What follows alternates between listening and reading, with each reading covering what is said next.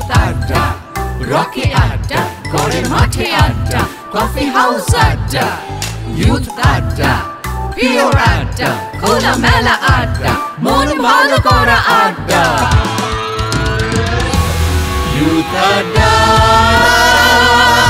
Youth আড্ডা, youth আড্ডা। লেখাপড়া খেলাধুলা সবকিছুতে থাকি আমরা, সব কুল আর শ্যামকেও রাখি। পঞ্চকবি মনে রেখে বাংলা ব্যঙ্গ শুনি, বাড়িয়ে দিলে হাত আমরা বন্ধু হতে জানি। ইউথ আড্ডা, ইউথ আড্ডা, ইউথ আড্ডা।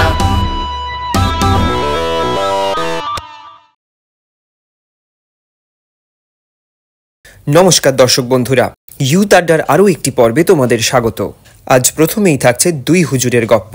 আমরা এবার একটু কাহিনীতে টুইস্ট আনি, আমরা কাহিনীর প্রসঙ্গে ফিরে যাই। তাহলে একটু কাহিনীর গল্পটা শুনি। পুরো ঘটনা বলি, সেটা হয় হচ্ছে কলকাতায়, কলকাতা দুর্গাপুজো, কলকাতা কেন্দ্রিক ঘটনা এবং অজস্র বাঙালি চরিত্র। তাই ঠিক করা হয় যে কলকাতা থেকেই বাঙালি অভিনেতা অভিনেত্রীদেরকে নির্বাচন করা হবে।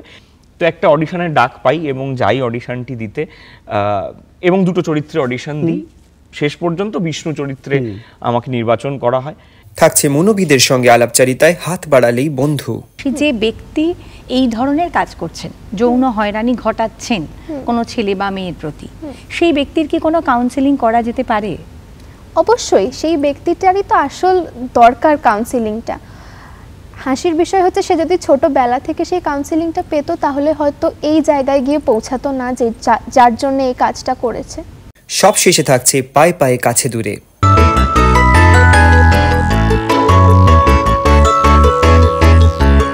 দারুণ, ঠিক যেটুকু টক, যেটুকু নুন, যা যা প্রয়োজন, যেটুকু ঝালের প্রয়োজন, একেবারে তাই। মানে ফুচকা মানে তো বাঙালির কোনো কথাই নেই, আমরা ফুচকা সবাই ভালোবাসি, কিন্তু যদি ফুচকার প্রতি ভালোবাসা থাকে তাহলে এখানে এসে ফুচকা টেস্ট করতেই হবে। প্রথম ফুচকাটা তো এটাই বলছে।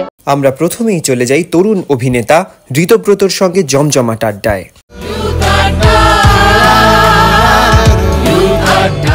ইউথ আড্ডায় দুই হুজুরের গপ্প, তাতে আজও চলে এসেছি আড্ডা দিতে সবার সাথে। আর আজকে আমাদের মধ্যে পেয়ে গেছি অভিনেতা, নাট্যকর্মী, পরিচালক ঋতব্রত মুখার্জিকে। ঋতব্রত, স্বাগত। Thank you so much, thank you. আচ্ছা ঋতব্রত, প্রথমেই একটা জার্নির কথা জিজ্ঞেস করি। একটু এমনিতেই ছোট, কিন্তু আরেকটু ছোটবেলায় ফিরে যাই, একদম নস্টালজিয়ায় একটু চলে যাব আমরা। ছোটবেলায় এই অভিনয়ে আসা, অভিনয় করা, সেই দিনগুলোর একটু গল্প শুনি। মূলত মানে এইরকম আড্ডা দিতে তো খুবই ভালো লাগে, এবং প্রথমেই যেটা বলি, আপনাদের সকলকে ধন্যবাদ আজকে আমন্ত্রণ জানানোর জন্য, এবং অনেক বছর বাদে এরকম একটা আড্ডায় সামিল হতে পেরেছি, সেটা খুবই ভালো লাগছে। ছোটবেলায় মূলত বাবা যেহেতু টেলিভিশন, সিনেমা এবং থিয়েটার তিনটের সঙ্গেই যুক্ত ছিলেন এবং এখনও আছেন, আমার বেশিরভাগটাই সময় কেটেছে হচ্ছে টিভিতে বা সিনেমার পর্দায় বা নাটকের মঞ্চে বাবার কাজ দেখে, এবং আমার বাবার প্রজন্মের যারা সমস্ত আমার সিনিয়র হন তাদের কাজ দেখে। এবং আমি ছোট থেকেই ভীষণ কৌতূহলী ছিলাম এই বিষয়টায়। মানে আজকেও যে কারণে আমি এখানে আসার পর থেকে আমি দেখছি আলো ইত্যাদি সমস্তটাই আমার এখনও ভীষণ রকমভাবে একইভাবে বলতে পারেন যে এইটা খুব কৌতূহলী করে তোলে, এবং আমি ভীষণ আগ্রহী এই পুরো ব্যাপারটার প্রতি। এই যে আলো, এই যে ক্যামেরা, এই যে আওয়াজ, এই সমস্তটার প্রতি আমার ভীষণ একটা টান আছে, প্যাশনটা। হ্যাঁ, এবং ছোট থেকেই মূল হচ্ছে প্রশ্ন, যে আমি এরকম প্রশ্ন করতাম বাবাকে যে কি করে হয় যে যখন আমি টেলিভিশনের পর্দায় দেখতে পাচ্ছি তোমাকে, সেই একই সময় তুমি বাড়িতে বসে আছো, এইটা ব্যাপারটা ঘটছে কি করে। বা আমার খুব প্রশ্ন ছিল যে নাটকের মঞ্চে দুদিকে আমরা দেখতে পাচ্ছি উইংস থেকে একজন বেরিয়ে যাচ্ছেন, আবার উল্টো উইংস থেকে ঢুকছেন, এগুলো কি করে হচ্ছে। তো এই যে সমস্ত ভূগোলটা নিয়ে, এই বিজ্ঞানটা নিয়ে এবং এই সমস্তটা নিয়ে আমার প্রচুর প্রশ্ন, এবং সেই প্রশ্নগুলোর একটা একটা করে উত্তর আমার আগ্রহ দেখে বা আমার ইন্টারেস্ট দেখে আমার বাবা এবং আমার যারা সিনিয়ররা রয়েছেন, আমার মা, আমার ঠাকুমা, তাদেরও আর কি খুব ছিল যে ছোট থেকেই ওর এত আগ্রহ। তো আমি বিভিন্ন সময় বাবা মায়ের সঙ্গে হাত ধরে আমাদের থিয়েটার দল নাট্য আনন সেখানে যেতাম, কি করে রিহার্সাল হয়, কি করে সেট বানানো হয়, কি করে মেকআপ, কস্টিউম, লাইট সমস্তটা নিয়ে দেখতাম। এবং তারপরে বাবা বিভিন্ন সময় আমার আরেকটা প্রশ্ন ছিল যে এই যে সেট কি করে তৈরি হয়, যে একটা রাজপ্রাসাদ কখনো দেখছি, কখনো দেখছি একটা পুজোর প্যান্ডেল, কখনো দেখছি একটা ছোট্ট কুঁড়ে ঘর। এবার সেইটা বাবা বিভিন্ন সময় আমাকে শুটিংয়ের সেটে, তখন আমাদের এখানে টেকনিশিয়ান স্টুডিও, সেখানে নিয়ে গিয়ে আমাকে এই সেট কি করে তৈরি হচ্ছে এবং সেখানে কি করে অভিনেতা অভিনেত্রীরা এসে কাজ করছেন, কলাকুশলীরা কাজ করছেন, সেটা দেখাতেন। তারপরে আস্তে আস্তে প্রথম আমাদের দলেই নাট্য আননের একটি নাটক উৎপল দত্তের সূর্য শিকার চন্দন সেনের নির্দেশনায়, সেই নাটকে অভিনয় করার একটা সুযোগ আসে। তখন আমি বুঝতে পারি যে এটা আসলে একটা মেক বিলিভ, মানে সেটটাও নির্মাণ করা, পুরোটাই আমরা একটা পোশাক পরছি, একটু মেকআপ নিচ্ছি, নিয়ে আমরা একটা অন্য বাস্তবকে ঘন্টা দুয়েক আড়াই আমরা বাঁচছি এবং তার সাথে দর্শককেও আমরা সেই যাত্রাপথে নিয়ে যাচ্ছি। তো এইটা করতে করতে আস্তে আস্তে কাজ করা শুরু। কিন্তু ওই যেটা শুরুতেই বললাম যে এই আগ্রহটা বা ইন্টারেস্টটা বা এই কৌতূহলটা এখনো একই রকম রয়েছে। মানে আচ্ছা, বাবার প্রসঙ্গ বারবার এলো, এই অভিনয়ে আসা বা ডিরেকশন দেওয়া, মানে এতজনকে নিয়ে কাজ করানো, সেখানে শান্তিলাল দার মানে কিভাবে অবদান, মানে কিভাবে ইনফ্লুয়েন্স করে বা কিভাবে সাপোর্ট দেয়? বাবা চিরকালই ভীষণ রকমভাবে মানে অভিনয়েতেই আসবেন যে এমনটা নির্ধারিত ছিল না, একেবারেই হঠাৎ করেই হয়ে যায় এটা। এবং তারপরে দীর্ঘদিন প্রথমে রমাপ্রসাদ বণিক তার কাছে শিক্ষা লাভ করেন, তারপর চন্দন সেন তার কাছে শিক্ষা লাভ করে বাবা কাজ করা শুরু করেন এবং বিভিন্ন মাধ্যমে। এবং যবে থেকে ওনারা কাজ করছেন তখন প্রথমে রিল, মানে টেলিভিশন সবে এসছে, নতুন চ্যানেল এসছে, তারপর চলচ্চিত্রের জায়গা থেকে প্রথমে রিলে শ্যুট করা, এখন তো সব ডিজিটাল হয়ে গেছে। তারপরে বিভিন্ন এই মাধ্যমগুলো এত বছর ধরে কাজ করেছেন। সবচেয়ে গুরুত্বপূর্ণ হচ্ছে বাবার কাছ থেকে যেটা শিক্ষাটা, সেটা হচ্ছে অভিজ্ঞতার যে ওজন আছে, যে অভিজ্ঞতা যেভাবে একজন মানুষকে তৈরি করে, শেপ করে, সেই জায়গাটা একটা খুব গুরুত্বপূর্ণ। সেটা আমি মনে হয় যে আরও হয় যে যখন আমাদের সিনিয়ররা তারা যেগুলো ভুল করেছেন সেই ভুলগুলো আমাদেরকে করতে বারণ করেন, সেইটা একটা খুব বড় শিক্ষা, এক। আর দুই হচ্ছে বাবা ভীষণ ভালো একজন সংগঠক। আমাদের যে থিয়েটারের দল নাট্য আনন, সেখানে বাবা সম্পাদক, এবং সেইখানে আমি দেখেছি মূলত আমাদের এই কাজগুলো তো আসলে এক মানুষের সঙ্গে কাজ এবং একেবারে সংসার করার মতো। মানে একটা নাটক যখন তৈরি হচ্ছে সেটা যাপন করার মতো, একদম সারা বছর শো হচ্ছে, সেখানে একটা 30 জন বা 35 জনের টিমের সাথে প্রায় আমি সারা বছর অনেকটা সময় কাটাচ্ছি। ফ্যামিলি, সেই ফ্যামিলিটার সাথে কি করে কাজও করব, একটা সম্পর্কও রাখবো, এই যে পুরো মানুষের সঙ্গে সম্পর্ক গড়ে তোলা, আমার মনে হয় এইটাই কোথাও কাহিনী হয়ে দাঁড়ায়। সেই কাহিনীগুলোকেই আমরা কখনো থিয়েটারের মঞ্চে, কখনো টেলিভিশনের পর্দায়, কখনো সিনেমায় নিয়ে আসি। তো সেইটা আমি ভীষণ রকমভাবে বাবার থেকে শিখেছি এবং আমার বাবা মা দুজনের থেকেই আমি এইটা শিখেছি যে কি করে কাজ মানেই যে খুব গুরু গম্ভীর, মানে এই যে আমরা এখন আড্ডা মারছি প্রচন্ড গুরু গম্ভীর ভাবে, এটা নয়। একটা হাসতে হাসতে আনন্দ করতে করতে সকলের যেন আমাদের আনন্দটা থাকে কাজের মধ্যে। আমরা এবার একটু কাহিনীতে টুইস্ট আনি, আমরা কাহিনীর প্রসঙ্গে ফিরে যাই। তাহলে একটু কাহিনীর গল্পটা শুনি। কাহিনীর বেসিক্যালি যেটা অদ্ভুতভাবেই হয় সেটা হচ্ছে কলকাতায় একটা বিরাট বড় অডিশন শুরু হয় আর কি। একেবারে মুম্বাই থেকে প্রচুর পরিচালক যিনি সুজয় ঘোষ এবং তার টিম যারা কাস্টিং করছেন তারা প্রত্যেকে কলকাতায় আসেন। যেহেতু গল্পটার পুরো ঘটনাবলী সেটা হয় হচ্ছে কলকাতায়, কলকাতা দুর্গাপুজো, কলকাতা কেন্দ্রিক ঘটনা এবং অজস্র বাঙালি চরিত্র, তাই ঠিক করা হয় যে কলকাতা থেকেই বাঙালি অভিনেতা অভিনেত্রীদেরকে নির্বাচন করা হবে এবং তার জন্য এই অডিশনের প্রক্রিয়া। তো সেই অডিশনের প্রক্রিয়াতে ঘটনাচক্রে মানে যারা অডিশন নিচ্ছেন তারা জানতেন যে আমি থিয়েটারে অভিনয় করি বা কাজ করি। তো একটা অডিশনের ডাক পাই এবং যাই অডিশনটি দিতে, এবং দুটো চরিত্রে অডিশন দিই। শেষ পর্যন্ত বিষ্ণু চরিত্রে আমাকে নির্বাচন করা হয়। তো আমি আসলে তখন ক্লাস 5-এ পড়ি, 10 বছর বয়স, কিছুই বুঝি না, কিন্তু আগ্রহটা আমার মানে তখনও একই রকম ছিল। মানে আমি তখন সবে বাড়িতে কম্পিউটার এসছে, কম্পিউটারে ওয়ার্ডে আমি বিভিন্ন ছবি জোগাড় করতাম ইন্টারনেট থেকে, বিভিন্ন রকমের ক্যামেরা, কিরম দেখতে হয় ক্যামেরা দিয়ে কি হয় সেগুলো আমি নিয়ে এরকম যতটুকু ইন্টারনেট তখন ছিল আর কি সেগুলো দেখতাম, খবরের কাগজে দেখতাম, টেলিভিশনের পর্দায় দেখতাম যে কিভাবে কি হয়। তো আমি এইরকম একটা আগ্রহের থেকে যে আচ্ছা এরকম একটা কাজের জায়গায় থাকা যাবে যেখানে এরকম সত্যিকারের ক্যামেরা আছে, এত মানুষ আছে, বেশ আমিও ওরকম একটা আনন্দে হুজুগে আমি চলে যাই এবং চলে গিয়ে দেখতে পাই যে প্রচুর মানুষ তারাও একই রকম আগ্রহী, এবং তারা কোথাও যে এটা আমার প্রথম কাজ, প্রথমবার আমি ক্যামেরার মুখোমুখি হব, বা এত বড় একটা টিম, একটা ন্যাশনাল কাজ, ওইটাকে ফিল করা যে ওইটা প্রেসার, হ্যাঁ ওই প্রেসারটা ওনারা দেননি। এবং বিদ্যা বালানের মতো মানে ওরকম একজন স্টার, যাকে তার আগে ঠিক আমি ভুলভুলাইয়ার মতো একটা ছবিতে দেখেছি, তার সঙ্গে যখন কাজ করতে যাচ্ছি তখন একেবারে মনে হচ্ছে কতদিনের পরিচিত। সুজয় ঘোষের সঙ্গে কাজ করা, এবং সুজয় ঘোষকে ডিরেক্টর হিসেবে, যদিও সেই বয়সে ফিল করাটা হয়তো অতটা পসিবল নয়, কিন্তু পরবর্তীকালে তো ওটা মানে রিকল করাই যায় একদম যে কিভাবে উনি করেছিলেন, বা নিজেও যখন পরিচালক হিসেবে কাজ করেছো তখন তো করা যায় জায়গাটা। কিভাবে দেখো মানে পরিচালক হিসেবে তার ভাবনা চিন্তা, তার মানে অ্যানালিটিক্যাল তার ওয়েটা কেমন? আমার মনে হয় কাহানির মতো ওরকম একটা থ্রিলার ওইরকম সময় দাঁড়িয়ে উনি যে ভেবেছেন, এবং কলকাতায় দুর্গাপুজো, রিয়াল দুর্গাপুজোর মধ্যেই শুটিং হয়েছে আমাদের, এই পুরো পরিকল্পনাটা ওনার কিন্তু সত্যি মানে আউটস্ট্যান্ডিং একটা পরিকল্পনা। এবং এখনো যখন কাহানি দেখেন লোকে, বা আমিও যখন দেখি, আমি ভাবি যে কি সুন্দরভাবে পুরো গল্পটাকে সাজিয়েছেন উনি। দ্বিতীয়ত যেটা প্রথমে বলছিলাম, যে আমি তো বুঝতে পারিনি যে একটা এত বড় ঘটনাবলীর অংশ আমি হতে চলেছি বা হচ্ছি, বা একটু একটু করে কাজ এগিয়ে যাচ্ছে, এটা বুঝতে পারিনি। পরে আমি রিয়েলাইজ করেছি বা বুঝতে শিখেছি বা পেরেছি যে সত্যি একটা কত বড় কাজের অংশ হতে পেরেছি, এবং সেটা যে আমার কত বড় সৌভাগ্য।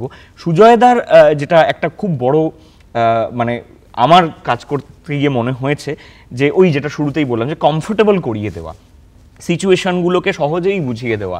এবং বিদ্যা বালানের যে চরিত্র ছবিতে, বিদ্যা বাগচি এবং আমার যে চরিত্র বিষ্ণু, তাদের মধ্যে একটা দিদি ভাইয়ের একটা সমীকরণ ছিল। সেইটা একটা অদ্ভুত সমীকরণ। একটা সিন ছিল যেখানে বিদ্যা বালান কাঁদছেন, শাড়ি জড়াতে পারছেন না, শাড়ি পরতে পারছেন না বলে, এবং ভেঙে পড়েছেন ঘরে, হোটেলের ঘরে। আমি গিয়ে আমার সবচেয়ে প্রিয় জিনিসটি, চরিত্র বিষ্ণু খুব পছন্দের ছিল তার রেডিও ট্রানজিস্টার, সেইটা ও দিয়ে চলে আসে। এবং কোথাও সুজয়দা একটি ইন্টারভিউতেই বলেছিলেন যে এটা হচ্ছে আমার কলকাতা, কলকাতা হচ্ছে এরকমই, কোনো মানুষ যদি দুঃখে থাকেন, বা আমার পশ্চিমবাংলার মানুষ এরকমই, দুঃখে থাকলে তার সবচেয়ে প্রিয় জিনিসটাও সেই মানুষটাকে শেয়ার করতে জানে। এই যে আনন্দ, এই যে বোধ, এই যে ভালোবাসা, এই যে ওয়ার্মথটা, এইটা কোথাও একটা, এটা কিন্তু আমি এখন বুঝতে পারি, তখন কত সহজে সুজয়দাটা বলে দিয়েছিল যে তোর ভালোবাসা জিনিসটা তুই দিদিকে দিয়ে দিলি। একদম। এরপরে একটুখানি জানবো যে প্রথম অভিনয় করা কিসে? প্রথম অভিনয় করা একটা মজার ঘটনা, সেটা হচ্ছে যে একটি টেলিভিশন ধারাবাহিক হতো, সেইখানে খুব নামকরা একজন পরিচালক দেবাংশু সেনগুপ্ত। দেবাংশু কাকু দীর্ঘদিন বাবার সাথে কাজ করেছেন পরিচালক হিসেবে, বাবা অনেক তার ধারাবাহিকে এবং টেলিফিল্মে অভিনয় করেছেন। দেবাংশু কাকু ওরকম জানতেন যে আমি কাজ করি, তো একটি ধারাবাহিকে শঙ্কর দেবনাথ অভিনেতা, তার ভাগ্নের চরিত্র একটা এসেছে, ছোট বাচ্চাকে দরকার। তো তখন আমাকে দেবাংশু কাকু বলেন যে তুই করবি। এবার ন্যাচারালি আমি কিছুই জানি না, যে হ্যাঁ করবো, এবং মজায় মজায় সেদিনটা পুরোটা যায়। তারপর বড় কাজের জায়গা থেকে প্রথম হিন্দিতে বা মানে জাতীয় স্তরে কাজ হচ্ছে কাহানি, এবং তারপরে বাংলায় প্রথম কাজ হচ্ছে ওপেন টি বায়োস্কোপ। ওপেন টি বায়োস্কোপ, আমরা ওপেন টি বায়োস্কোপের কথাই আসবো। এবং ওপেন টি বায়োস্কোপ যখন হচ্ছে তখন মানে একেবারে স্কুল লাইফেরই প্রায় শেষের দিকে, মানে মাঝামাঝি এইটে, মানে একেবারে ওই অ্যাডোলেসেন্ট পিরিয়ড, একদম ওইটা ঠিকঠাক টাইম একদম একদম। এবং সেই সময় গিয়ে ওরকম একটা চরিত্র পাওয়া বা ওরকম ভাবে করা, মানে সেটা জার্নিটা একটু শুনি।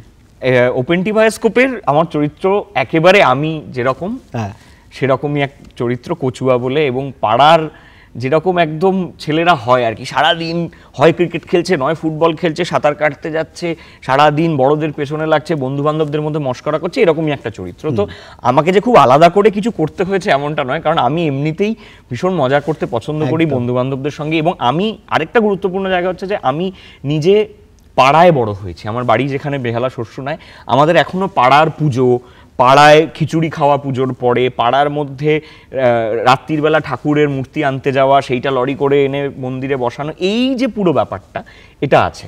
আমার পাড়ার বন্ধুদের সঙ্গেই আমি সাঁতার কাটা শিখেছি, আমি তাদের সাথে ক্রিকেট খেলা শিখেছি। এখনও আমার পাড়ার বন্ধুদের সাথে আমরা বসে খেলাধুলা করি, গল্প করি, গান বাজনা করি। এইটাই কোথাও একটা, যখন সিনেমাটায় যায় তখন একটা ইমোশনাল কানেক্ট তৈরি হয়। এবং অনিন্দ চট্টোপাধ্যায় যিনি নির্দেশনা দিয়েছিলেন, তিনি একদম আমাদেরকে সম্পূর্ণ স্বাধীনতা দিয়েছিলেন। একই সঙ্গে জাতীয় স্তরে এত বিখ্যাত একজন পরিচালক সুজিত সরকার, তিনি প্রযোজনা করেছিলেন ছবিটি। তার সঙ্গে সম্প্রতি আমি একটি বিজ্ঞাপনেও কাজ করলাম, তো তিনিও বলছিলেন যে কি মজার ব্যাপার, তোদের এই যে সিনেমার বন্ধুত্বটা সেটা কোথাও একটা রয়ে গেছে, এবং ওইটা সম্পূর্ণ 100% অর্গ্যানিক ছিল বলেই মানুষ এখনো যখন ওপেন টি বায়োস্কোপ দেখেন তাদের একটা নস্টালজিয়া হয় যে হ্যাঁ আমরাও তো এরকম পাড়ায় বড় হয়েছিলাম, পাড়ার কালচার। মানে এরকম এখনো ওপেন টি বায়োস্কোপ দেখলে বা ওপেন টি বায়োস্কোপের গান যখন আমরা দেখি তখন এখনো কিন্তু প্রত্যেকেই মনে হয় ওই অ্যাডোলেসেন্ট পিরিয়ড, ওই 11-12 ওই স্কুলে, মানে ওই সময়টা ফিরে যাওয়া যায়। একদম তাই, একদম। এবং এই সময় একটুখানি চন্দন সেনের প্রসঙ্গ উঠে এলো যখন একটু জানি যে চন্দনদার সঙ্গে একটা মানে অদ্ভুত বন্ডিং, অদ্ভুত একটা রেসপেক্ট, একটা রিলেশন, ভালোবাসার সম্পর্ক, এই রিলেশনটা নিয়ে একটুখানি শুনি। চন্দন কাকাই আমার মানে অভিনয় গুরু, শিক্ষা গুরু, সেটা তো বটেই, কিন্তু একটা খুব গুরুত্বপূর্ণ জায়গা যেটা আমার মনে হয় যে চন্দন কাকাই আমার পিতৃস্থানীয়, এবং আমিও তার কাছে সন্তান সম। মানুষ হিসেবে যা বোধ, যা চিন্তা, যেভাবে তিনি কাজ করেন এবং তার মতাদর্শ সমস্তটা শিল্পী হিসেবে, মানুষ হিসেবে, সেটা আমাকে সবসময় ভীষণ ইন্সপায়ার করে এবং তার থেকে আমি সবসময় শিখি। এবং আমার মনে হয় যতটা তার থেকে শিখে নেওয়া যায়, কোথাও একটা তিনিও ওইখানে আছেন যে আমি যতটা দিতে পারবো আমি দেবো, আমিও সেই জায়গায় আছি যে যতটা নিতে পারবো নিয়ে নেবো। আচ্ছা, এরপরে জিজ্ঞেস করি যে হঠাৎ করে কবে মনে হলো তোমার যে এবার ডিরেকশন দেওয়া যেতে পারে, না কেউ এটা বললো তখন? না, আমার একটু যেটা শুরুতে বলছিলাম যে আগ্রহের জায়গা থেকেই আমার একটা নির্মাণের প্রতিও আগ্রহ আছে, মানে সেটা একটা বলতে পারো অংশ হয়ে যাওয়ার জন্য, মানে কোনো একটা ভালো কাজ হচ্ছে আমি তার অংশ হতে চাই, আমি সেটার মধ্যে থাকতে চাই, সেই কাজটার অভিজ্ঞতাটা নিতে চাই। সেই জায়গা থেকে আমার একটা আগ্রহ আছে যে এই কাজটা সকলে একসঙ্গে মিলে করলে কেমন হয়, সেইটা একটা। এবং দ্বিতীয়ত হচ্ছে ওই কৌতূহলী এটা যে এটা করা যায় না, মানে কেন যায় না, করে দেখি না যদি করা যায়। সেই একটা জায়গা থেকে আমার মনে হয়েছিল যে যদি কিছু গল্প নিয়ে আমি কাজ করতে পারি, নির্দেশনার কাজ করতে পারি। এবং সেটা শুরু হয় কিন্তু একদম আমার পাড়া থেকেই। আবারও মানে আমার পাড়ায় বন্ধু বান্ধবদের সঙ্গে ওই পুজোর সময় আমাদের এরকম ছোট মঞ্চ বানিয়ে পাড়ার মধ্যে সেইখানে অভিনয় হবে। সুনীল গঙ্গোপাধ্যায়ের একটি ছোট গল্প ভরত দাসের গন্ডার বলে, সেই গল্পটা একদম পাড়ার বন্ধু বান্ধবরা মিলে কাজ করলাম। তারপরে এরকম আরও কিছু পাড়ায় কাজ করতে করতে কলেজে গিয়ে, স্কুলে গিয়ে বিভিন্ন সময় নির্দেশনার সুযোগ হলো, সেইগুলো করতে করতে তারপরে আমার একটা সময় মনে হলো যে একটা ছোট ছবি বানাতে পারি। তো এক বাম্পার বলে একটি ছোট ছবি বানালাম, সেখানেও আমার বন্ধু বান্ধবদেরকে নিয়েই কাজ করলাম। এবং তারপরে কিন্তু নির্দেশনার টুকটাক কাজকর্ম সেটা চলতেই থাকছে। সেইটা মূলত একটা জোরের জায়গা বলবো অভিনয়, কারণ অভিনয় করতে গিয়ে আমি যে শুধু ক্যামেরার সামনে আছি এমনটা নয়, আমি সবসময় লক্ষ্য রাখি যে ক্যামেরার নেপথ্যে কি ঘটছে, কি করে কাজ করছেন প্রত্যেকে, মানে পুরোটা। এবং সেইটা শিখতে শিখতেই আমার মনে হয়েছে যে এইটা বেশ একটা কোলাবোরেটিভ কাজ, এবং সকলে মিলে একসঙ্গে করলে প্রত্যেকের যে গুণাবলীগুলো সেগুলোকে এক জায়গায় কাজে লাগালে একটা দারুণ কিছু হতে পারে। মানে তো তখন গিয়ে যেন মনে হয় কনফিডেন্সটা বেড়ে যাচ্ছে, এবং তখন গিয়ে ওই জায়গাটা তৈরি হয়ে যায় যে আমি পুরোটার মধ্যে ব্যালেন্স করতে পারি। এবং অবশ্যই এখানে ফ্যামিলি বা শান্তিলাল দা বা ওনাদের সবার সাপোর্টটাও পাওয়া গেছে ভীষণ রকমভাবে। আমার ঠাকুমা যেরকম খুবই মানে পড়াশুনো আগে, সেটা সবসময় আমার বাড়ির প্রত্যেকেই, তো সেই জায়গাটা আমার ঠাকুমা সবসময় ছিল যে যাই করবে আগে পড়াশোনাটা ঠিক করে করবে, সেটা তো ছিলই। তার সঙ্গেই কাজকর্ম যখন শুরু হয় একটা বড় রিওয়ার্ড বলতে পারো, একটা বড় পুরস্কার বলতে পারো হচ্ছে আমার ঠাকুমা যখন সেই কাজগুলো দেখলেন, প্রথম যখন উনি কাহানি দেখলেন, তারপর যখন ওপেন টি বায়োস্কোপ দেখলেন, তার মতামত এবং তার যে আনন্দ সেইটা আমার কাছে খুবই গুরুত্বপূর্ণ। এবং আমার বাবা মা সবসময় আমাকে সেইভাবেই স্বাধীনতা দিয়েছেন এবং সেইটাও বুঝিয়েছেন যে দুটো দিকই সমানভাবে কাজ করে যেতে হবে, পড়াশুনোর দিকটা, নিজের কর্মক্ষেত্রের দিকটা, দুটোকেই সমানভাবে সেটার বিকাশ ঘটাতে হবে, তবেই কিন্তু একে অপরের পরিপূরক হয়ে উঠবে দুটো। একদম, মানে এই যে যাদবপুরে কম্পারেটিভ নিয়ে পড়া, কোথাও গিয়ে কিন্তু এটা ভবিষ্যতের মানে অভিনয়ের পড়াশোনা, নাটকের পড়াশোনা বা ক্যামেরার সামনে কাজ করা সব পড়াশোনা তাকে এনহ্যান্স করে। একদম একদম একদম একেবারেই এটা মানতেই হবে, একেবারেই, কারণ এটার কোনো আর সাবস্টিটিউট নেই আর না। এটা আমি সবসময় মনে করি যে পড়াশোনার জায়গাটা, বিশেষ করে এরকম একটা জায়গায় যেখানে আমরা মানুষকে নিয়ে কাজ করছি, সমাজ আজকে কি ঘটছে, কখনো ইতিহাস নিয়ে কাজ করছি, সেখানে সেই শিক্ষাটা খুব দরকার। সেই শিক্ষাটা ছাড়া কাজ করতে যাওয়াটা আমিও মনে করি না ঠিক। আমি যদি কোনো বিষয়কে পুরোপুরি না জেনে সেইটায় কাজ করতে যাই, তাহলে বোধহয় সেই কাজটার প্রতি একরকমের ইনজাস্টিস করা হবে। এই ক্ষেত্রে যেরকম ফ্যামিলি একটা বলে সবসময় যে পড়াশোনা, তার সঙ্গে অভিনয় করতে হবে, নিজের কি উপলব্ধি যে কতটা শৃঙ্খলাবোধ নিয়ে এগিয়ে যাওয়া উচিত? আমার মনে হয় এই শৃঙ্খলাবোধটা মূলত আমার থিয়েটারের জায়গা থেকেই তৈরি হয়েছে। কারণ একটি নাট্য দল সেটা যখন সেটার অংশ হন একজন, তখন তাকে অনেকগুলো মানে এটা তো কোথাও রুল বুকে লেখা নেই যে এইটা করতে হবে, কিন্তু একটা শৃঙ্খলা আছে। সেই শৃঙ্খলাটা বা সেই ডিসিপ্লিনটা আমার মনে হয় যিনি পরে নাটক নিয়ে কাজ করছেন না বা যিনি পরে অভিনয় করছেন না বা এই জগতের সঙ্গে যুক্ত নন, তার জীবনেও কিন্তু এর একটা প্রভাব পড়ে। তার কারণ সেই শৃঙ্খলাটা জীবনে যে কোনো জায়গাতেই তাকে সাহায্য করবে এগিয়ে যেতে। আমার মনে হয় যে পড়াশুনো, এবং আমি যেহেতু খুব অল্প বয়স থেকে কাজ করছি, তখনও আমার মানে এরকমই রুটিন ছিল যে আমি স্কুল থেকে বেরিয়ে একটা নাটকের অভিনয় করতে গেলাম, বাড়ি এসে হোমওয়ার্কটা শেষ করে নিয়ে আবার পরের দিন সকালে স্কুলে গেলাম। আমার কলেজ জীবনেও একই হয়েছে। আমি শুটিংয়ে যখন যাচ্ছি গাড়ি করে, আমি বসে বসে একটা কিছু পড়ছি আর নোটগুলো নিয়ে রাখছি, যদি পরে অ্যাসাইনমেন্টের কাজে লেগে যায় আর কি। এই যে কাজটা করে যাওয়া, এটা তো একটা ব্যালেন্সের জায়গা। কিন্তু আমার একটা জিনিস মনে হয় যে সবসময় আমি সেটা বলি যে যখন যেটা করছি 100% যেন তখন সেটার প্রতি আমার মনোযোগ এবং আমি আমার সম্পূর্ণ হৃদয় দিয়ে থাকতে পারি। অর্ধেক এখানে অর্ধেক ওখানে এইটা না করে আমি যখন যেটা করছি সেটা সম্পূর্ণ 100% দিয়ে করি, তাহলে আমার দুটো দিকই ভালো হবে। আচ্ছা, এরপরে একটুখানি গোয়েন্দা চরিত্রে আমরা আসি। গোয়েন্দাগিরি তো করা হয়েছে, হ্যাঁ, সেইখানে সেই রকম কোনো ক্যারেক্টারে করা বা ভালো লাগার চরিত্র হঠাৎ করে কিরকম আসা হলো? গোয়েন্দা জুনিয়র বলে একটি ছবি এলো হঠাৎ করেই, এবং মৈনাক ভৌমিক যিনি পরিচালক তিনি বললেন যে আমি চাই একটি স্কুলের ছেলে, তার ভীষণ এই জিনিসপত্রগুলোর প্রতি একটা চোখ আছে, আই ফর অ্যান ডিটেল যেটাকে আমরা বলি, সেইটা তার আছে। তার কারণ সে প্রচুর গোয়েন্দা বইও পড়েছে, একই সঙ্গে তার বিজ্ঞানের প্রতিও একটা ঝোঁক আছে। সেইটা থেকেই এই গোয়েন্দা চরিত্রটি নির্মাণ করা হয় এবং আমরা 2019 সালে এই ছবিটি আসে। তারপর থেকে কিন্তু 2019-এর পর এতগুলো বছর পরেও গোয়েন্দা জুনিয়রের একই রকম একটা রেসপন্স আমি পাই। মানুষজন যারা বড় পর্দায় দেখেছেন, কখনো তারা ওয়েব প্ল্যাটফর্মে দেখেছেন, কখনো তারা টেলিভিশনের পর্দায় যখন ছবিটি দেখেছেন, তাদের প্রত্যেকের ওই ছবিটার প্রতি একটা আলাদা ভালোবাসা, এবং তারা সবসময় জিজ্ঞেস করেন যে এরকম আর হবে না। তো সেইটা একটা খুবই বড় প্রাপ্তি। আমার খুব ভালো লেগেছিল, কারণ আমিও মানে এই যে গোয়েন্দা চরিত্র বা একটা গোয়েন্দা ছবির মধ্যে, একটা থ্রিলার ছবির মধ্যে যে মিস্ট্রিটা থাকে, যে সাসপেন্সটা থাকে, সেটা আমি ছোট থেকে দেখে বা পড়ে বড় হয়েছি। সেটা সেরকম একটি চরিত্রে নিজে অভিনয় করতে গিয়ে আমার খুব আনন্দ লেগেছে। মানে এবং নিজেকে যে এরপরে এটা আসছে আমি জানি, অথচ আমি চেপে রাখবো, এটা একটা বড় জায়গা। এটা খুব ভালো। হ্যাঁ, আচ্ছা, এর সঙ্গে সঙ্গে একটু ওয়েব পোর্টালে কথা এলো যখন, হ্যাঁ, এই ওয়েব সিরিজে কাজ করা, বড় পর্দায় কাজ করা, ওয়েব সিরিজ এখন কিভাবে মানে কাজ করছে বা আগামী দিনে কিভাবে কাজ করতে পারে, কোন দিকে তার অগ্রসরটা, সেটা নিয়ে কি মনে হয়? আমার তো মনে হয় ওয়েব প্ল্যাটফর্ম একটি অত্যন্ত গুরুত্বপূর্ণ জায়গা নিয়েছে আজকে সারা পৃথিবী জুড়ে, বিশেষ করে ভারতবর্ষে যেখানে মানুষের হাতে সময় কমে আসছে আফটার কোভিড। হ্যাঁ, এবং মানে তারা সারাক্ষণ ব্যস্ত, তারা সবসময় যে সিনেমা হলে যেতে পারছেন এমন নয়, তাদেরকে কিন্তু একরকমের একটা মুক্তি দিয়েছে বা একটা অপশন দিয়েছে ওয়েব প্ল্যাটফর্ম, এবং সেখানে যে ধরনের কাজও হচ্ছে সেই কাজগুলো আমার মনে হয় যে অনেক বেশি গুরুত্বপূর্ণ বিষয়বস্তুর মধ্যে ঢুকতে পারছে, যেগুলো সবসময় হয়তো সিনেমার জন্য উপযুক্ত নয়। ওয়েব প্ল্যাটফর্মে কাজ করতে গিয়ে আমাদের এখানে আসলে আমার খুব একটা যে আলাদা করে কিছু মানিয়ে নিতে হয়েছে এমন নয়। তার কারণ হচ্ছে আমাদের এখানে ওয়েবের কাজও একেবারে চলচ্চিত্রের মতো করেই কাজ হয়। সেটা হয়তো কিছু মানে ধারাবাহিকভাবে এপিসোডে বিভক্ত, কিন্তু যখন শুটিং হয় বা যখন নির্মাণ হয় তখন একেবারেই সেটা একটা চলচ্চিত্রের মতো করেই তৈরি করা হয়। তারপরে সেটা মানে ভেঙে ভেঙে 6টা পার্ট 8টা পার্টে দেখতে পাই। আচ্ছা, এর সঙ্গে সঙ্গে আগামী দিনে কি কি পরিকল্পনা রয়েছে? আগামী দিনে পরিকল্পনা বলতে আমি থিয়েটারের কাজ তো আমাদের চলছেই। আমি রোমিও এবং জুলিয়েট বলে একটি নাটকে অভিনয় করছি অবন্তী চক্রবর্তীর নির্দেশনায়, এবং একই সঙ্গে আমাদের থিয়েটার দলে উৎপল দত্তের নাটক দিল্লি চলো চলছে।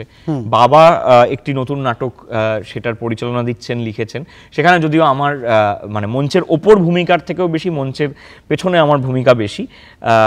এইটা থিয়েটারের কাজ চলছে। এছাড়াও অভিনয়ের কাজ ছোটোখাটো সেগুলো তো চলতেই থাকছে, বিজ্ঞাপন, কখনো শর্ট ফিল্ম, কখনো ওয়েব, কখনো ছবি, সেগুলো হচ্ছে। আমি সম্প্রতি একটি খুবই ইন্টারেস্টিং কাজ করলাম, আইআইটি মাদ্রাসের আর কি ছাত্রছাত্রীরা, তারা একটি চলচ্চিত্র নির্মাণ করলেন। তারা সকলেই আমার বয়সী বা আমার থেকে একটু ছোট বা বড়, তারা প্রত্যেকে মিলে একটি খুব সুন্দর ছবি বানিয়েছেন। তাদেরই মানে শিক্ষা যা তারা পেয়েছেন সারা জীবন সেইটা নিয়েই করছেন, সেইটায় কাজ করার সুযোগ হলো। এবং সেটা ছাড়া নির্দেশনার ছোট ছোট কাজও করছি। ছোট একটি ছবি করেছি একটি সংস্থার জন্য, এবং এছাড়া আরও বিজ্ঞাপনীয় কাজ ইত্যাদি, সেগুলো নির্দেশনার কাজও চলছে। আচ্ছা, বড় পর্দায় যে কাজ করা আর একেবারে ছোট পর্দায় কাজ করা বা ওয়েব সিরিজের কাজ, এর মধ্যে কি কোনো তফাৎ রয়েছে না একই ধরনের মানে কাজের? আমার মনে হয় না, আমি ব্যক্তিগতভাবে অভিনেতা হিসেবে এইটা কোনোটাকেই আলাদা করে দেখি না, মানে যে এইটা এইরকম এইটা এইরকম। অবশ্যই মাধ্যমগত কিছু পার্থক্য তো সব কিছুরই থাকে। একটি লাইভ পারফরমেন্স, আমি একটি যাত্রা বা নাটক দেখতে গেছি, সেইটা যখন আমি একটি টেলিভিশনে ধারাবাহিক দেখছি সেটার সাথে তো আলাদা হবেই, বড় পর্দার কাজ আলাদা হবেই। এগুলো মাধ্যমগত মানে বিভাজন বলতে পারি, বা পার্থক্য আছে অবশ্যই, কিন্তু আমার অভিনেতা হিসেবে মনে হয় না যে এইটার থেকে ওইটা ভালো, বা মানে আমি ইভেন বলছি যে অডিওর কাজ আর কি আমার করতে ভীষণ ভালো লাগে। গলা দান করা এবং শ্রুতি নাটক করা, অডিও স্টোরি করা, এগুলো আমার ভীষণ ভালো লাগে। তো সেই জায়গা থেকে আমার সবকটা মাধ্যমেই আমার মনে হয় যে সবকটা মাধ্যম থেকে আমি কিছু শিখছি এবং সেই শিক্ষাকে ব্যবহার করছি আমার পরের কাজের জন্য। সেখানে প্রত্যেকেই আমাকে সাহায্য করছে, কোনো একটি আলাদা করে এর থেকে ও ভালো, এর থেকেও এইটা আমি করি না। আমার মনে হয় পুরুষের কাজ করার তার গল্পটা একটুখানি যদি ছোট করে শুনে নি। দ্বিতীয় পুরুষে যে চরিত্রটি পেয়েছিলাম সৃজিতদার থেকে, সেইটা ভীষণই একদম অন্যরকম চরিত্র, যেটা আমি করেছি অন্যান্য সময় যা চরিত্র করেছি সেগুলোর থেকে একেবারেই ভিন্ন চরিত্র।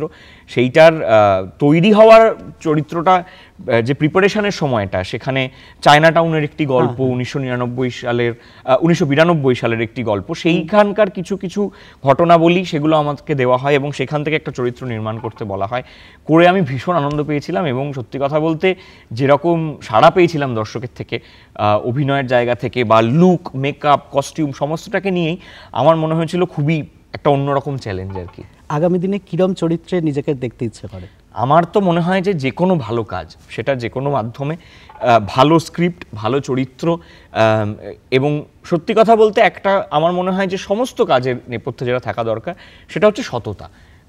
সততা মানে আমি এটা বলছি না যে সব চরিত্রকে সৎ চরিত্র লিখতে হবে, কিন্তু যেটাই করছি, যে কাজে নির্মাণ করছি, তার পেছনে যেন যে নির্মাতা এবং যারা কলাকুশলী তাদের একটা সততা থাকে, তাদের একটা ভালোবাসা থাকে, সেই রকম কাজই আমি করতে চাই। একদম। ঋতব্রত মুখার্জি এতক্ষণ আমাদের সঙ্গে ছিল এবং এখনও আছে, এবং অবশ্যই এই দুই হুজুরের গপ্পে অনেক অনেক শুভেচ্ছা রইল ঋতব্রতর জন্য। আগামী দিনে আরও আরও সুন্দর থিয়েটার, সুন্দর ফিল্ম, সুন্দর কাজ তার কাছ থেকে আমরা পাবো, সেই আশা করি। আবারও ধন্যবাদ জানাই। থ্যাংক ইউ, অনেক ধন্যবাদ। সময় হয়েছে আমাদের পরবর্তী সেগমেন্টের, যেখানে তোমাদের ভালো থাকার পাসওয়ার্ডের সন্ধান দেবে দুই বন্ধু।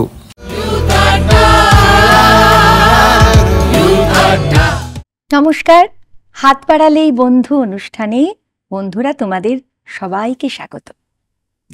আজ আমাদের এই অনুষ্ঠান শুরুর আগে তোমাদের একটা গল্প শোনাই। ঝকঝকে তরুণী পৌলমী সদ্য কলেজে জয়েন করেছে। কলেজে যাওয়ার আগে সে ছিল অত্যন্ত উৎফুল্ল। কলেজ থেকে ফিরে হঠাৎই দরজা বন্ধ করে সে চুপচাপ ঘরের মধ্যে বসে রইল এবং আস্তে আস্তে এই যে গুমড়ে থাকা, সেই ঘটনাটা বাড়তে শুরু করল। কলেজে যাওয়ার উৎসাহ ক্রমশ কমছে। কলেজ থেকে ফেরার পর খাওয়া বা অন্য কোনো ব্যবহারে তার অনেক রকম পরিবর্তন লক্ষ্য করা যাচ্ছে। তার পছন্দের গান, পছন্দের খাবার, পছন্দের সমস্ত পোশাক, এই সব কিছু যেন তার জীবনের তালিকা থেকে একে একে বাদ পড়ছে। কি হয়েছে পৌলমীর? বাবা মা চিন্তা করছেন, কিন্তু উপায় বের করতে পারছেন না। অনেক পরে যখন পৌলমী পুরোপুরি অবসাদের শিকার, তখন বোঝা গেল সে তার নতুন কলেজে কোনোভাবে যৌন হয়রানি বা সেক্সুয়াল হ্যারাসমেন্টের শিকার হয়েছে। তারপরে শুরু হলো তার চিকিৎসা। কিন্তু আজকে আমি শুধু একজন পৌলমীর কথা বলবো না।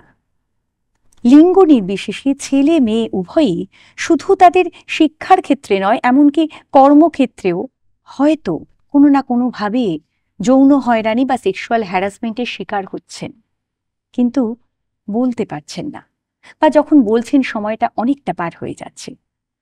আজকে আমাদের এই হাত বাড়ালে বন্ধু অনুষ্ঠানে আমরা আলোচনা করব এই বিষয়টি নিয়ে। আর এই বিষয়ে কথা বলতে আমাদের সঙ্গে আছেন বিশিষ্ট মনোবিদ দিশারি চৌধুরী। দিশারি, হাত বাড়ালেই বন্ধু অনুষ্ঠানে তোমাকে স্বাগত। অনেক অনেক ধন্যবাদ। আমরা যে বিষয়টা দিয়ে শুরু করেছিলাম অনুষ্ঠান, যে এখনকার ছেলে মেয়েরা, তারা শিক্ষাক্ষেত্রে হোক বা কর্মক্ষেত্রে হোক, শুধু ছেলে মেয়ে বলবো কেন, প্রাপ্তবয়স্ক বহু মানুষের মধ্যে এই সমস্যাটা দেখা যায় যে তারা কর্মক্ষেত্রে বা শিক্ষাক্ষেত্রে গিয়ে যৌন হয়রানির শিকার হচ্ছে, বলতে পারছে না, বা যখন বলছে তখন অনেকটা সময় পার হয়ে যাচ্ছে। প্রথম অবস্থায় তাদের কি করা উচিত? তো প্রথমত কি করা উচিত, যে নিজের মনে সাহসটা রাখা উচিত এইটাকে গ্রহণ করার, এইটাকে অ্যাকসেপ্ট করার যে আমার সাথে অন্যায় হচ্ছে।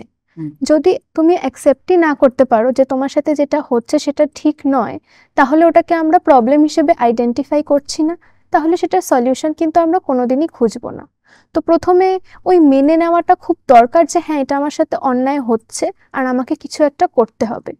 যেমন কি আমরা বাসে যাচ্ছি, আমাদের গায়ে একজনের কারোর হাত লাগলো, অনেক সময় আমাদের এটা ভেবে থাকি যে ও হয়তো ভুল করে লেগেছে বা ইচ্ছা করে উনি করেননি বা আবার কিছু বলবো, তো নিজের অস্বস্তি হলেও আমরা ওটা অত বলি না, কারণ আমরা ভয় পাই, লজ্জা পাই, সবাই দেখবে, অ্যাটেনশন সিক করছি মনে হবে, এই জিনিসগুলো মাথায় আসে।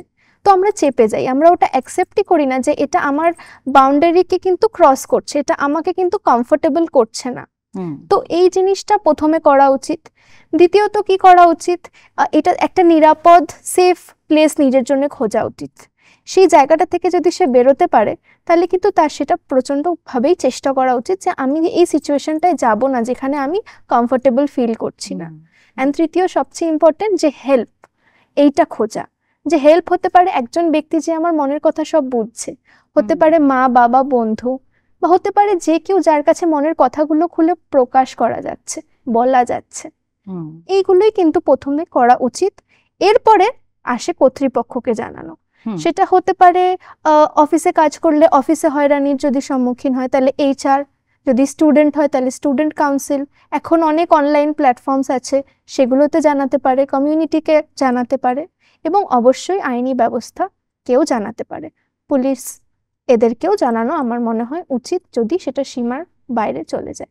ধরে নিলাম কর্তৃপক্ষকে জানানো হলো, কিন্তু বহু সময় এমন দেখা যায় যে কর্তৃপক্ষ সেভাবে কোনো ব্যবস্থা নিলেন না, কিংবা ভাবলেন উনি তো একটু বয়স্ক মানুষ, সন্তান স্নেহে করেছেন, তুমি এটাকে গুরুত্ব দিও না। এই ধরনের ক্ষেত্রে সে কি করতে পারে? আনফর্চুনেটলি আমাদের দেশে, বা শুধু আমাদের দেশেই নয়, আমাদের সমাজে এটা খুব কমন হয়ে দাঁড়িয়েছে যে কর্তৃপক্ষ শুনতে চায় না বা ভাবে যে হ্যাঁ এটা তোমার ভুল ধারণা, বা এটা কাটিয়ে দেয় কোনোভাবে। তো সেটা খুব মানে খুবই আঘাতজনক সেই ব্যক্তির কাছে যার সাথে এটা হচ্ছে। কিন্তু তাকে প্রথম এটা বুঝতে হবে যে এই যতই আমার কষ্টটা হচ্ছে এটার আমি যোগ্য নই, আমি একটা ভালো সমাজে থাকার যোগ্য, আমি এই ব্যবহারগুলো মেনে নেব না, তাই জন্য আমাকে যা করা দরকার আমি নিজেই করব, সে কেউ না শুনুক, কর্তৃপক্ষ না শুনলে আমি নিজেই করব। তো নিজের ওপর খেয়াল রাখতে হবে কি করে সেটা করা যেতে পারে, নিজের ভালো লাগার কাজগুলো সেটাতে ফোকাস করতে হবে। তখন ফোকাসটা এই খারাপ জিনিসগুলো থেকে সরে যাবে, এই মন খারাপের জিনিসগুলো থেকে ফোকাসটা সরে যাবে। যেটা তোমার প্যাশন সেটাতে তুমি বেশি বেশি করে সময় দাও, বন্ধু বান্ধবের সাথে মিশছি, সাপোর্ট গ্রুপ নিচ্ছি। সাপোর্ট গ্রুপ এখন অনলাইনও অনেক হয়, যেখানে হ্যারাসমেন্ট বা হয়রানির যারা সম্মুখীন হয়েছে তারা সবাই একসাথে নিজেদের অভিজ্ঞতাগুলো শেয়ার করে, এক্সপিরিয়েন্সগুলো শেয়ার করে। তখন সে বুঝতে পারে যে না আমি একা নই, আর আমার ফিলিংগুলো বৈধ, আমার অনুভূতিগুলো বৈধ, ভ্যালিড। এই জিনিসটা কিন্তু জানলে, অনেকের সাথে শেয়ার করলে কষ্টটা কিন্তু অনেকটাই কমে যায়।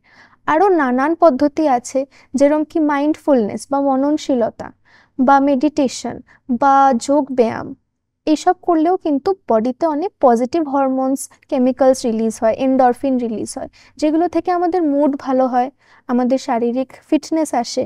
তো সেগুলোও কিন্তু করা যেতে পারে।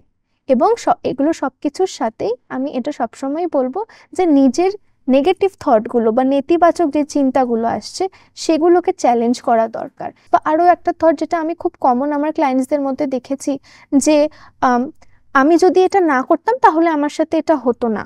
পোশাক নিয়ে যে বিতর্কটা থাকে প্রায়শই ওঠে, যে এই পোশাকটি মেয়েটি পরছে বলে এরকম হয়েছে।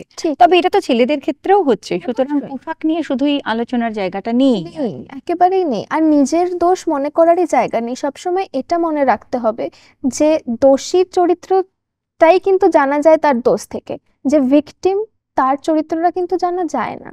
তো এইটা সবসময় মনে রাখতে হবে আর নিজের বৃদ্ধির ওপর ফোকাস করতে হবে, তাহলে এখান থেকে সরে যাওয়া যাবে। অ্যান্ড তারপর অবশ্যই মনোবিদ বিশেষজ্ঞ বা সাইকোলজিস্ট বা ডক্টর বা ওষুধ, এগুলোর হেল্প তো অবশ্যই যখন প্রয়োজন নেওয়া উচিত, আমরা এই জন্যই আছি।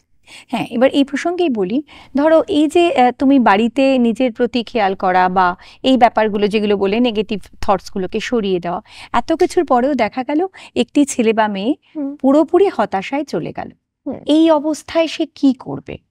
হ্যাঁ, এটা খুবই স্বাভাবিক, এটা হতেই পারে। কারণ অনেক সময় আমরা নিজেদের ওই পদ্ধতিগুলো জেনে থাকি না যেগুলো এক্স্যাক্টলি কাজ করছে, বা এত দুঃখের মধ্যে বিছানা থেকে উঠে শুধু খাওয়াটুকু পর্যন্ত কিন্তু খুব কষ্টকর, খুব ডিফিকাল্ট হয়ে দাঁড়ায়। সেই সময় এত যোগা করা বা এগুলো রুটিন মেনটেন করা মনে হয় এগুলো একটা লাক্সারি, বিলাসিতা, এগুলো করা মনটাই যায় তো ভালো নেই। মনটাই তো ভালো নেই, সেগুলো করা যায় না। তো আমি বলবো সবসময় ছোট থেকে শুরু করো, একদম বেসিক। আজকের জন্য একটা টাস্ক ঠিক করো যেটা আমি করব, যে আজকে আমি গাছে জল দেব। হ্যাঁ, আজকে আমি গাছে জল দিলে আমার মনটা ভালো লাগবে। আমি এই আজকের দিনের টার্গেট আমার এইটুকুই, গাছে জল দেওয়া পর্যন্ত। তো আমি এই কাজটা কিন্তু একদম করব, এন্ড দেখবে আর গতকালের থেকে এইটা করে একটু ভালো লাগছে, তাই না? আর কি করতে পারো, নতুন নতুন টেকনিক্স অনেক হয় যেগুলো তোমরা নিজেরা ইউটিউবের মাধ্যমে, বই খাতার মাধ্যমে, জার্নালের মাধ্যমে এইসবগুলো পড়ে বার করতে পারো যে মাইন্ডফুলনেস মেডিটেশন কি হয়। সেগুলো তোমরা ইউটিউব ভিডিওতে কিন্তু গাইডেড মেডিটেশন থাকে। অনেক সময় কি হয়, সাইকোলজিস্টদের কাছে অবধি পৌঁছাতে মানুষে পারে না, তবে কিন্তু এই ভিডিও যেগুলো রেকর্ডেড থাকে সেগুলো শুনেও যদি সেই পদ্ধতিগুলোকে ফলো করো তাহলে তুমি দেখবে অনেক লাভ হচ্ছে, অনেক ভালো লাগছে, অনেকটা শান্ত লাগছে। আরো অনেক পদ্ধতি আছে, যেরকম কি বন্ধুদের সাথে বেশি যদি একটুখানি থাকা যায়, বা ভালোবাসার লোকদের সাথে যদি বেশি সময় কাটানো যায়। আচ্ছা, এবারে একটা গুরুত্বপূর্ণ কথায় আসি। যে ব্যক্তি এই ধরনের কাজ করছেন, যৌন হয়রানি ঘটাচ্ছেন কোনো ছেলে বা মেয়ের প্রতি, সেই ব্যক্তির কি কোনো কাউন্সেলিং করা যেতে পারে? অবশ্যই, সেই ব্যক্তিটারই তো আসল দরকার কাউন্সিলিংটা। হাসির বিষয় হচ্ছে সে যদি ছোটবেলা থেকে সেই কাউন্সিলিংটা পেত তাহলে হয়তো এই জায়গায় গিয়ে পৌঁছাতো না যে যার জন্য এই কাজটা করেছে। কিন্তু সেটা ছোটবেলা থেকে না পাওয়ার জন্য অল্প থেকে শুরু হওয়ার সমস্যা এখন অনেক ভয়াবহ রূপ নিয়েছে, যেগুলো সাধারণত এরকম মানুষের কিছু না কিছু পার্সোনালিটি ডিসঅর্ডার থেকে থাকে। তো ছোটবেলা থেকেই যদি সে তাই কাউন্সিলিংটা স্টার্ট করা হয়, আর এগুলো প্রবলেমগুলো মা বাবারা বলতে পারে যে বাবু এটা তুমি ভুল করছো, বা ঠিক বা ভুলের যেই বিচারটা সেটা যদি তার মধ্যে ঠিকঠাক করে তৈরি হতো তাহলে কিন্তু এই জায়গাটা আসতো না। এখন যখন এসে গেছে তারপরে এবার কি করা যেতে পারে, এইটা কিন্তু পার্সোনালিটি ডিসঅর্ডারটাকে ঠিক করাটা একটা অনেক লং প্রসেস, অনেক দিনের টানা থেরাপি দরকার হয়। আর নিজেরও একটা সেন্স, এই যে অ্যাওয়ারনেসটা যে হ্যাঁ আমার মধ্যে প্রবলেম আছে, এইটা থাকা কিন্তু খুব দরকার। তো এটার মাধ্যমে এটাই থেরাপি, ওষুধ, নিজের জ্ঞান, অনেক পড়াশোনা করা, আর এগুলোর সাথেও তাকে ওই ল অ্যান্ড অর্ডার যদি স্ট্রিক্ট হয় তাহলেও কিন্তু একটা প্যাসিভ এফেক্ট পড়ে। ভিকটিম বা এই ধরনের অসুবিধার শিকার যদি এমন একজন হন যার বয়স 18-র কম, সেক্ষেত্রে বাবা মা কি করবেন? 18-র কম হলে বাবা মারই কিন্তু প্রধান রোল, কারণ কি বাবা মাই ম্যাক্সিমাম সময় বাচ্চার সাথে থাকছে। তো বাবা মাকে এটা বুঝতে হবে যে বাইরে গিয়ে সে অনেকটা আনসেফ ফিল করেছে, তো বাড়ির এনভায়রনমেন্টটা যেন তার জন্য একেবারে সেফ হয়, একেবারে জাজমেন্ট ফ্রি হয়। বাবা মার সাথে যেন সে খুলে বলতে পারে তার সাথে কি হয়েছে, সে কতটা কষ্ট পেয়েছে। এটা হচ্ছে প্রথম। দ্বিতীয়ত, বাবা মাকে সবসময় মোটিভেট করতে হবে যে হ্যাঁ যেটা হয়ে গেছে সেটা ছেড়ে দাও, তুমি তোমার যে ভালো লাগার কাজগুলো আছে সেগুলোতে বেশি করে ফোকাস করো, নেগেটিভটা থেকে মাইন্ডটা সরিয়ে পজিটিভে আনো। তৃতীয়, যে বিহেভিয়ারের প্যাটার্নটা চেঞ্জ হচ্ছে সেটা কিন্তু সবচেয়ে বেশি বাবা মারাই বুঝতে পারে। ছোট বাচ্চাদের অনেক সময় এটা হয় যে তারা কিন্তু ভার্বালি বলতে পারে না, কিন্তু তাদের ব্যবহারের মধ্যে সব মানুষকেই বোঝা যায় যে তার চেঞ্জটা কি বোঝা যায়। তো সেই প্যাটার্নগুলো কিন্তু বাবা মাকে অবজার্ভ করা উচিত, যে আজকে বাবু একটু কম কথা বলছে মনে হচ্ছে, আজকে একটু কম হাসছে মনে হচ্ছে, রুটি 3টে খেত আজকে একটা তাও কষ্ট করে জল দিয়ে খাচ্ছে মনে হচ্ছে, বা স্কুলে একটু যাওয়ার জন্য কেমন একটা যেন করছে, বা টিউশনটা যেতে অত চাইছে না। এইগুলো কিন্তু সবসময় এটা নয় যে পড়তে ভালোবাসছে না বলে চাইছে না, তার নিচে অনেক আন্ডারলাইং ফ্যাক্টরস থাকতে পারে, সেইগুলোকে একটু বুঝতে যদি চেষ্টা করে। আর আরো একটা জিনিস এটা খুব গুরুত্বপূর্ণ, যে বাচ্চারা কিন্তু বাবা মাকেই মডেল করে, বাবা মার আচরণকেই কপি করতে তারা ছোটবেলা থেকে ভালোবাসে, আমি মার মতো হব, আমি বাবার মতো হব। তো এরকম ক্রাইসিস সিচুয়েশনে পড়ে যদি বাবা মারা ভয় পেয়ে যায়, বা বাজে কথা বলে, বা রাগারাগি করে, বা ওটাকে অ্যাভয়েড করে যায়, এটা বলে যে বাবু কাউকে বলো না, তুমি এটা চেপে যাও, যেটা অনেক সময় হয়ে থাকে আমরা দেখি, সেইটা হলে কিন্তু সে বুঝবে যে অ্যাভয়েডেন্স বা ডিনায়ালটাই সমস্যার সলিউশন। সেটা বেশ দিশারি, খুব সুন্দর করে দিশারি এই সমস্যাগুলো থেকে বেরোবার উপায়গুলো আলোচনা করেছে আমাদের সঙ্গে। দিশারিকে অনেক ধন্যবাদ। আর আমাদের সব বন্ধুদের বলি, অনেক ভালো থেকো, সুস্থ থেকো, সুস্থ মনে থেকো। হাত বাড়ালেই বন্ধু অনুষ্ঠান এখানেই শেষ হলো। নমস্কার।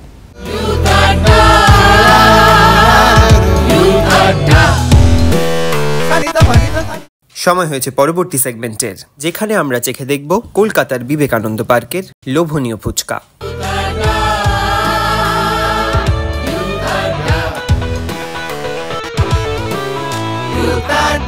পায়ে পায়ে কাছে দূরের এই খাওয়া দাওয়ার আড্ডায় মেতে উঠতে এই মুহূর্তে আমরা পৌঁছে গিয়েছি দক্ষিণ কলকাতার একেবারে অন্যতম আড্ডার প্রাণকেন্দ্র বিবেকানন্দ পার্কের একেবারে সামনে।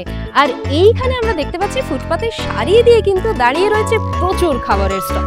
তাহলে আর দেরি কেন, চলুন কি কি চমক থাকছে এখানে আমাদের জন্য চেখে দেখা যাক। আসুন।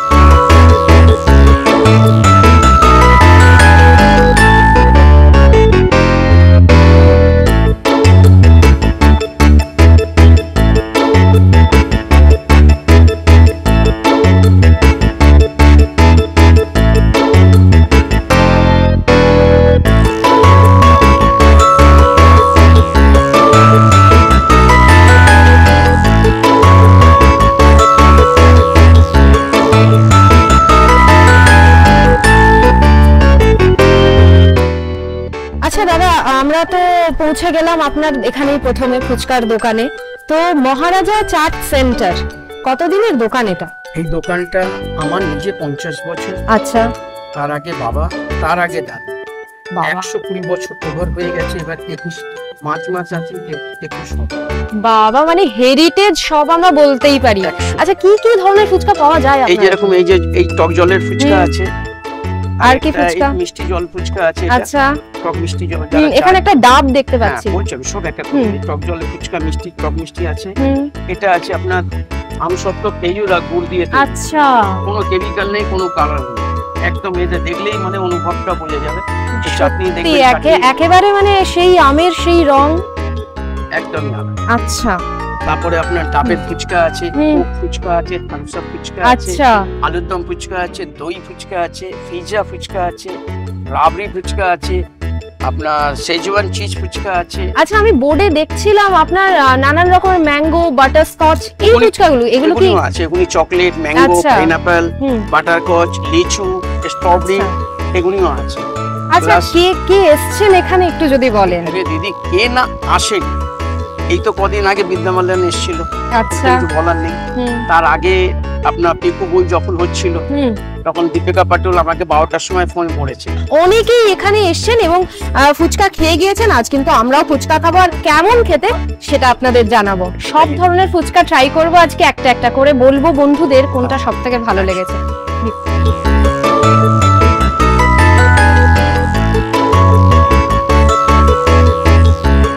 দারুণ, ঠিক যেটুকু টক, যেটুকু নুন, যা যা প্রয়োজন, যেটুকু ঝালের প্রয়োজন একেবারে তাই। মানে ফুচকা মানে তো বাঙালির কোনো কথাই নেই, আমরা ফুচকা সবাই ভালোবাসি, কিন্তু যদি ফুচকার প্রতি ভালোবাসা থাকে তাহলে এখানে এসে ফুচকা টেস্ট করতেই হবে। প্রথম ফুচকাটা তো এটাই বলছে। এবার দিচ্ছি টক মিষ্টি ফুচকা, এতে টকের ভাবটা কম, মিষ্টির ভাবটা বেশি। আচ্ছা, ফাটাফাটি খেজুর আমসত্ত্ব। আচ্ছা, খেজুর আর আমসত্ত্বের ফুচকা হাতে নিয়ে দাঁড়িয়ে আছি জীবনে প্রথমবার। এবার প্রথমবার যখন হাতে নিয়েছি খেতে তো হবেই।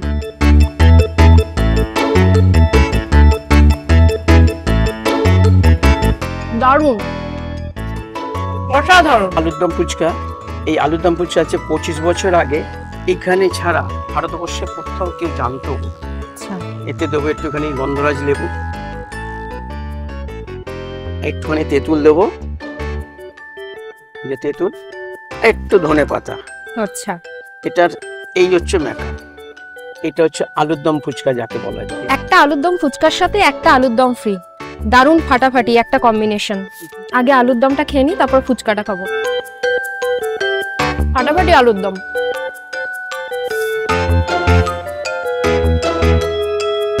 অসাধারণ।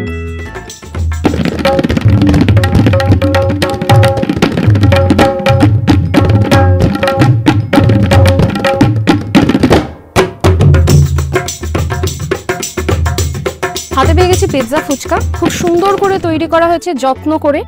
চামচটা দেওয়া হয়েছে, যদিও ফুচকা প্রেমীদের চামচ লাগে না। আমি সোজা হাত দিয়ে ফুচকা তুলে মুখে ঢোকাবো, দেখি কেমন খেতে। পিৎজাকে হার মানাবে এই পিৎজা ফুচকা, সত্যি এত টেস্টি।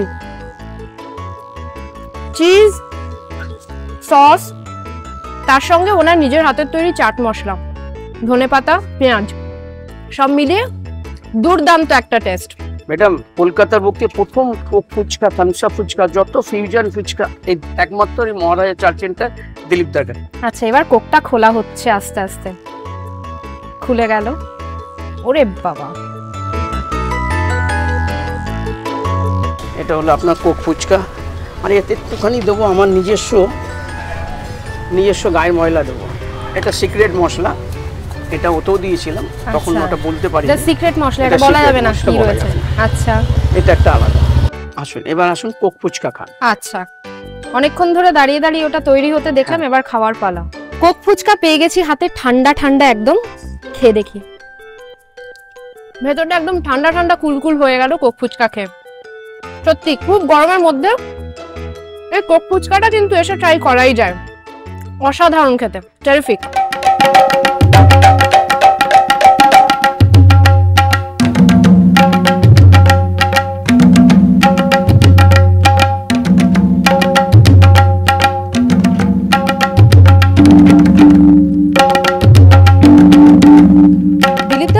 সামনেই পেয়ে গেছি কয়েকজন ফুচকা প্রেমিককে, তাদের সঙ্গে কথা বলে নি। তোমার নাম কি, কোথা থেকে এসছো? আমার নাম শালমলি, আমি বেহালা থেকে আসছি। আমি ঐশী, গড়িয়া থেকে। আমি সিদ্ধার্থ, ট্যাংরা। আচ্ছা, বিভিন্ন জনে বিভিন্ন জায়গা থেকে এসছে, কিরকম লাগছে? দিলীপদার এখানে ফুচকা খেতেই কি এসছো? একদম, মানে এই উদ্দেশ্যেই এখানে আসা, আর খুব ভালো লেগেছে। অন্যদের থেকে অনেকটা আলাদা এবং একটু মানে অন্য রকম, মানে বলে বোঝানোর মতো না, এত ভালো খেতে। তো এই আচ্ছা, এই ফুচকা স্টলের খোঁজ কোথা থেকে পেলে? অনেক জায়গায় রিলসে বা ইনস্টাগ্রামে, ফেসবুকে, নানা রকম সোশ্যাল ওয়েবসাইটসে দেখেছিলাম আমরা। তারপরে আমরা ডিসাইড করে আসবো, এবং ঐশী যেহেতু এখানেই স্কুলে পড়তো, তো ওর চেনা ছিল জায়গাটা। এবার তোমার কাছে যাই, কোন ফুচকাটা খেতে সবচেয়ে ভালো লেগেছে? আমার টক আর মিষ্টি জলটা দিয়ে যে ফুচকাটা হলো, ওটা খুব সুন্দর ছিল। এই কি মানে ইচ্ছে আছে যে ভবিষ্যতে আর কোন ফুচকা ট্রাই করতে চাও যদি ফিউশন হয়? তো অনেক ফুচকাই হয়, chicken fuchka is good actually, আমার টেস্ট করা আগে, তো এখানে যদি হয় তো ভালো। এখানে আরও অনেক ফুচকা আছে দেখছিলাম, তো দই ফুচকাটা, বিশেষ করে চিজ ফুচকাটা আমার ট্রাই করার ইচ্ছা আছে, ওটা আমি ভবিষ্যতে অবশ্যই করব। ফুচকার নানান রকমের ফিউশন আর তার সঙ্গে বাঙালি একটা জমজমাটি একটা ব্যাপার কিন্তু চলেই আসে এখানে। কথা বলে নিলাম ওদের সাথে।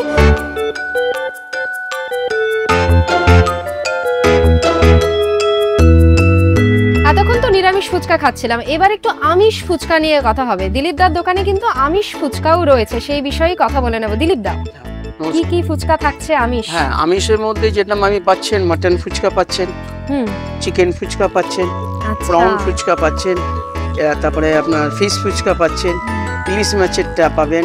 আচ্ছা, বিভিন্ন রকম। আমি এখানে এখন জানি বন্ধ এই কারণে রেখেছি, মারবাড়ি গুজরাটি সবাই খায়, এবার তারা কমপ্লেন করতে লাগলো অনেকে নিরামিষ খেতে পছন্দ করে, কাউন্টারের মধ্যে যেহেতু, সেই জন্য আমি এটা বন্ধ রেখে, যেটা পার্টিকুলারলি আপনাদের অনলাইনে অর্ডার এবং বিয়ে বাড়িতে, যেটা আপনার বিয়ে বাড়িতে বাঙালিরা খায়, এর মধ্যে আমি দুটো কাজ করেও দিয়েছি। চিকেন ফুচকা প্লেন ফুচকা পাওয়া যাবে। তাহলে বন্ধু, একেবারে কিন্তু যদি অর্ডার দিয়ে খেতে হয় বা বিয়ে বাড়ির জন্য বলতে হয়, সেক্ষেত্রে কিন্তু আমিষ ফুচকা আপনারা পেয়েই যাবেন। আর এখানে এসে খেতে হলে নিরামিষ ফুচকার স্বাদ অনুভব করুন। পায়ে পায়ে কাছে দূরের আজকের খাওয়া দাওয়ার আড্ডায় তো অনেকটা খেয়ে ফেলেছি, আর সময়ও বাদ সেধেছে। আজকের মতন তাই পর্ব এখানেই শেষ করতে হবে। বন্ধু, দেখতে থাকুন ইউথ আড্ডা, শুধুমাত্র কলকাতা দূরদর্শনের পর্দায়। আমাদের আজকের পর্ব কেমন লাগলো তোমরা অবশ্যই জানাও আমাদের official Facebook page, x handle এবং ইউটিউব চ্যানেলে তোমাদের কমেন্টের মাধ্যমে। দেখা হচ্ছে আগামী সপ্তাহে একই দিন একই সময়, শুধুমাত্র দূরদর্শন বাংলার পর্দায়।